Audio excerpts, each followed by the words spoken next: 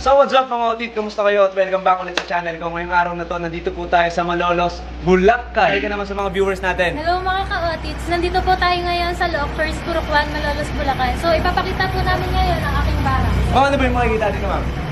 Minsan lang tayo mga otit makamit ng babae na fish keeper. Pero hindi lang siya basta-basta fish keeper mga otit. Isa siyang malupet na fish breeder. Nakakabuhay lang naman siya mga otits ng hundreds of beta. Tara mga otit, kilalanin natin ang beta fish queen ng Malolos, Bulacan. So ako po si Francesca o kilala Cheska. Nag-upisa po ako mag-isda nung pandemic. Binilan ako ng asawa ko ng half moon rose tail yata yun. Tapos yun, doon ko nagustuhan. So nagtuloy-tuloy ako hanggang sa araw-araw bumibili kami ng isda. Nagpapabili ko sa asawa ko. Tapos nag-try ako mag-breed. Ang una kong breed nun yung crown tail tsaka super red na half moon. Nag-success naman pero hindi ko sila kasi napalaki ng maayos kaya pinamigay ko na lang sa mga tropa.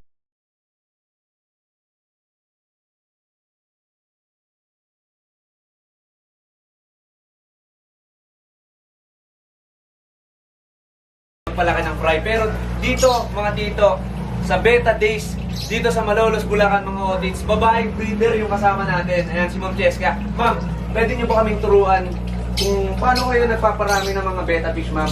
So dito kayo, ma'am, nag-breed. Tama ba? Oo. Pag may fry na po, hindi ko agad inaalis yung lalaki. Kahit pre-swim na sila. Nag-aantay ako ng 3 or 4 days. After nun, isasaling ko na sila sa grow out. Pero hindi na po kasama yung lalaki. Tsaka dun mo pa lang siya tinatanggal, ma'am. Opo. Pang ilang araw mo naman sila pinapakain, ma'am? Kasi yung problema ng karamihan, marami yung namamatay na fry, minsan pagtingin nila, wala na palang fry. Nalulusaw na. Kung kailangan mong nagpapakain. Pagka pre-swim talaga, first day pa lang, nagbibigay na ako ng BBS. Pero tansyahan lang. Yung mga hindi naman nila makakain kasi, sabi ko nga, di ba, ito naman yung father, nakakain naman niya. Pasok ako sa pag-i-import ng beta sa Thailand. So, nagpapahulsale ako dito. Maraming kumukuha sa akin, mga taga Manila, ganun, other province. Tapos nitong nagpasukan na, Tustia tayo, yun yung huling pag-import ko. Decide ako na namili ako sa dalawa pala. Sabi ko, ano bang mas maganda? Kasi kailangan ko mamili talaga ng isa lang. Kung tutuloy ba ako sa pag-i-import or mag-breed ako. So, ma'am, ano yung kadalasan mong binibreed dito? Parang nagulat si ma'am. Ano yung kadalasan mong binibreed dito, ma'am?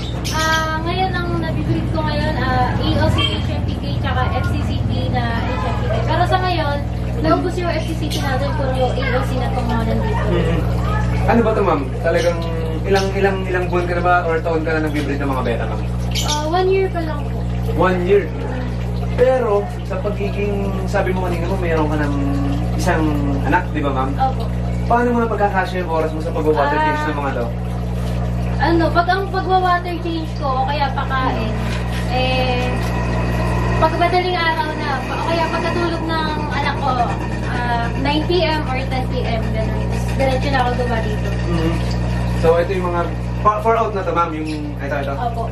Paano ba nagiging proseso mo dito, ma'am? After ilang months bago mo sila ma-release, ma-out sa market? 2.5, nag-out na ako. 2.5 months, nag-out ka na.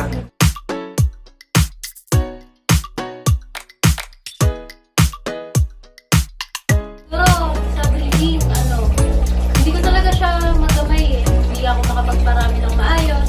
Minsan, nag-breed ako. Ang lumalabas lang, 3, 5, nabubuhay ko. Pinakamarami, 20, ganun. Swerte na yun.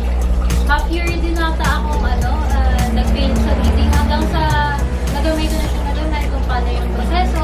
So ayun, ngayon nakakapagpapisa na ako ng 300 plus to 500 plus sa isang pair lang. Ma'am, paano yung nagiging process mo ulit dito, ma'am, sa mga, sa fry mo, pagka napisa na, ma'am? 3 to 4 days yung pre-swim na sila. Naglilipat na ako sa grow out. 3-inch water lang tayo. Tapos acclimate ulit yan ng 1 day. Tapos, One day, ma'am? Oo. One day? Mm. Ang acclimate Para mo? talagang kuhang-kuha yung temperatura. Mm. Tapos lilipat ko na sila, kinabukasan, dahan-dahan lang. Tapos yun, feeding na ulit ako twice a day. Tapos eto, ano na to, 2.5 months na to. Marami to nun eh. Ang estimate ko dito nasa 500 to 600. Itong first and second tub. Kasama to, ma'am? Opo. Magkakapatid lahat yan, pati yung naka-jar ko, tapos yung nasa tank. So, ma'am, yung iba, naglalagay sila ng aeration. Tapos nakapag-produce sila ng sobrang dami. Pero ikaw, ma'am, 600. Walang aeration to, ma'am? Nung Wala. Simula sa pool. Wala, hornwork lang. Hornworth lang, mga otits. Eto, ganito kadami. So, ito, ma'am, nakapag-release ka pa neto. Marami na ako na-release actually. Bumalik na kasi yung face-to-face class ng husband ko eh. May baby kasi kami. So, ako na lang mag-isa ang nag-aalaga. So, nag-isip-isip ako. Tapos pinili ko ang breeding. Kaya pala ang galing mag-breed ng betta fish ni ma'am dahil meron pala siyang katuwang. Mapapasana oil ka na lang talaga mga otis. Importante may support system yung hobby. Kasi pagka hindi mo sinuportahan, hindi siya mag-grow talaga. Tsaka yun yung hilig niya eh. Yun yung na-enjoy niya, kaya suporta pa rin. Bigat ngayon yung jaring ko. Dati Wilkins ako. Ay, kaso hindi pa kami nakakapagpagawa ng shade net kaya dito muna ulit sila sa MPCAT. Tapos select ako dyan. Pag may nakita ako, nililipat ko naman na dito na sa grooming tank natin. Ayan sila. Ayan. Eto na yung mga na-select ko na. So, ito na yung mga pang-out mo ngayon, ma'am. Opo. Ma'am, paano mo napaganda ngayon yung mga AOC mo? Kasi, syempre, taon ka na rin nagbibreed ng AOC, ma'am. Paano mo siya napaganda ng husto? Ano, ang linya talaga dito, si Leonel. Kay Leonel talaga kumuha ng breeder. Tapos, ma'am, ano yung mga in-improve mo sa... Ano ba yan? Nagbangga ka sa sarili mong linya or Hindi, paanak talaga to galing kay... from Leonel talaga to. Tapos, dito na lang siguro ako kukuha ngayon ng female sa batch na to. Tapos, ibabangga ko ulit sa tatay. Madam, estimate mo, ilang beta yung meron ka ngayon dito sa barracks mo? Siguro mga 800, 700 to 800. More or less 800? Kasama yung mga nasa grow out. Grabing dami. Ikaw lang lahat nag-breed doon, madam. Yung, eto kasi, hindi. Yung nasa rack na to. Pero ito mga nasa taas na to. Ito, tsaka to. Mga ito na yan. Eto, mga breed mo. Ito, mga breeder ko to. Eto. Opo. So, eto, hindi to for out, ma'am? Tama ba? Or... Hindi. Not for out to. Basta yung nasa rack na to, not for out. Ma'am, sa loob ng isang taon mong pagbibreed ng beta, paano ka nasipat ng mga ginagawa mong breeder? Kasi pag ako sumisipat ng ginagawa kong breeder, tinitignan ko yung body build, tsaka yung teenage niya. Ayun. Gaano ka-importante naman yung tamang pagsipat na ganun para sa'yo? Para sa akin kasi kung kukuha ka ng hindi magandang breeder, parang masasayang na yung hirap mo sa magiging anak niya. Ganun. Sayang lang yung pakain. Oo, kaya yung pakain, yung pagod mo. So yun mga otits, ito pala mga tito, mga breeders to ni ma'am. Tapos syempre mga tito, pagdating sa taas may nasipat tayo dito. Si ma'am talagang shower pala, no? Ayan. Ma'am, sobrang dami mo ng achievements, ma'am. Ano ba yung pinaka hindi mo makakalimutan ditong achievement, ma'am? Ito yung sa Davao yung dark base ko na FCCT. Nag-print siya. So sobrang tibay talaga ng isda ni ma'am kasi sabi nga nila, kapag naka-placer ka sa Davao, tapos si ma'am, ano na ma'am? Prince pa. Prince of Dark Base siya. Ibig sabihin, matibay na yung isda mo pagdating sa Manila. Sabi nila, ma'am. So, yun, mga tito. Kaya yung mga binibreed dito ni ma'am talagang solid na solid. Nagko-condition ako ng 1 pair. Tapos, 1 week po yun. Tapos, magkadikit yung tank nila. Pero may divider po yun. Inaalis ko yung harang after kumain para magkita silang dalawa lang. Mga 10 minutes po sila nagkikita. Sa breeding tub naman po tayo, maglalagay po ako ng at least 3 inch na water. May plastic ng yelo. Dahon po mismo talaga ng talisay. Tapos may cornbread po. Ma'am, dito ma'am, may mga fry tayo dito ng betta fish. Opo. So, ilang days na po yung nandito natin na betta fry? Ito parang 1 week yata to. 1 week old na betta fry. Oo. So, nilalagay mo nga sila ma'am after 3 days, 4 days, tama ba? Oo, ganun. So, ito ay mga anong breed to, ma'am? Ito, half moon orange to. Tapos dito sa kabila, ma'am? Ito, super red na HFPK. Mhm. Yung Wesley Pan. Tapos yung female na parents niya, yung old line ni Poldoc Champorado. Nakakuha kami ng line na yun. So, ito sila ngayon, ito na yung mga fry nila ngayon. Opo. Ma'am, kanina parang anuhan lang ako.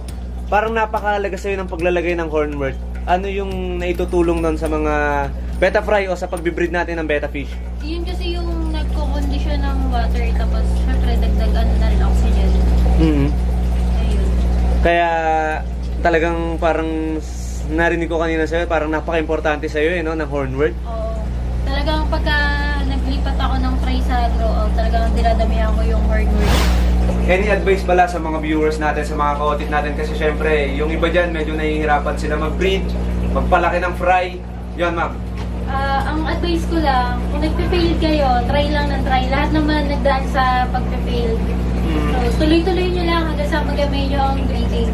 Ma'am, totoo po bang may bubbleness, ma'am, yung bulsa pag nagbe-breed daw ng mga isda? Oo. Ma'am, totoo ba yun? No? Totoo. Oo. Totoo, may bubbleness. Ayun, alam niyo na mga otit. Pero, siguro, enjoyin niyo muna yung hobby. Opo, enjoy lang. Enjoy lang ng Kasi pag pumasok si business, talagang mapapakwit kayo ng mga agad yan. No? Oo. Ma'am? Oo. Ma'am, eto. Shoutout pala, ma'am. Baka may mga gusto po kayong shoutout. Shoutout ko yung team namin, Team Beta General. Lalo-lalo na sa press namin, si Papa Boy or Reynaldo Ramos. Shoutout kila Sir 157, ayun. Yung sa buong team ko. May baka may mga gusto kong i-promote na show, ma'am.